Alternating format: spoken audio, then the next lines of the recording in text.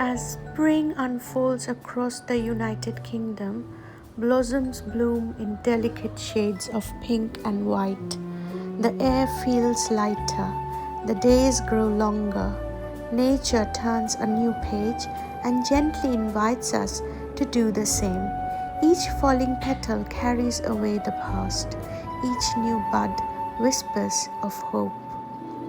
এই বসন্তের আলোয় আমরা স্বাগত জানাই পয়লা বৈশাখ।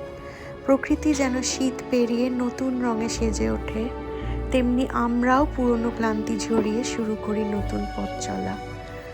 ঝরে পড়া পাপড়ির মতো মুছে যাক সব দুঃখ, হৃদয়ে ফুটুক নতুন স্বপ্ন, নতুন সাহস, নতুন সম্ভাবনা।